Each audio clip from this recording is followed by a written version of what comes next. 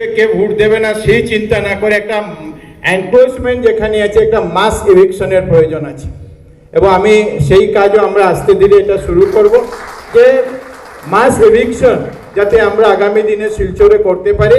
আর আমরা যে প্ল্যান নিচ্ছি যাতে 2050 এটাকে লক্ষ্য রেখে যাতে আমরা আগামী দিনে কাজ করতে পারি সেই একটা প্ল্যানিং আমরা আরম্ভ করেছি। একটু সময় লাগবে যাতে আমরা প্ল্যান করে সুন্দরভাবে আমরা করতে, কারণ 200 মিটার 300 মিটার 1 কিলোমিটার ড্রেন করে কোনো লাভ হবে না, কারণ এটা গ্রেডিয়েন্ট মেলানো সম্ভব হয় না। আমি যেখানে 200 মিটার করব সেটা গ্রেডিয়েন্ট হবে, কিন্তু তার সঙ্গে যেটা কানেকশন হবে সেগুলো মেনটেন হয় না। এই জন্য সেই বিষয়টা আমরা একটা চেষ্টা করছি।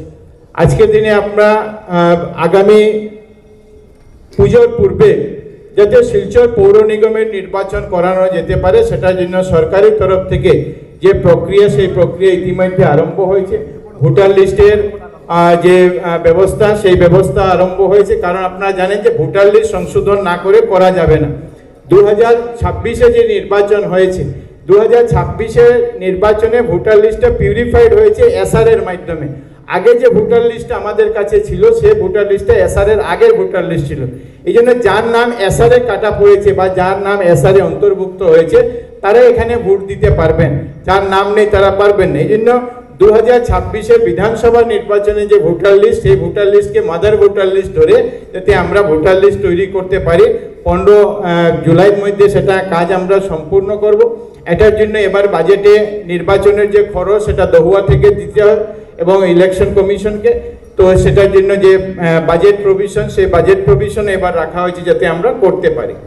আরেকটা বিষয়, আমরা আগামী 2 তারিখে আমরা বসবো আমাদের সাংসদ বিধায়ক তাদেরকে নিয়ে প্রিলিমিনারি একটা আলোচনা করব যে আসাম সরকার একটা অ্যাক্ট এনেছেন গত 2 বছর আগে, সেটা হলো Assam urban water bodies prevention act.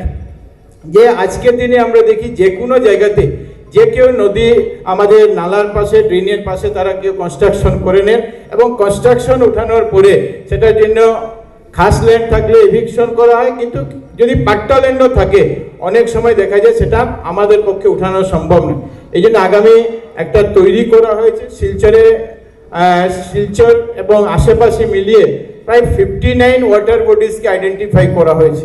এই জন্য এই 59 ওয়াটার বডিজকে আমরা একবার আগামী 2 তারিখে বসে সিদ্ধান্ত নেব, তারপরে এটা পাবলিককে মানুষের ক্লেমস অবজেকশনের জন্য দেওয়া হবে। যদি কেউ এটার আপত্তি থাকে তারা এটা নিয়ে বলবেন এবং তারপরে সেই অ্যাক্টের মধ্যে ব্যবস্থা আছে যে এটা কত মিটার দূর পর্যন্ত আপনি কোনো কনস্ট্রাকশন করতে পারবেন না।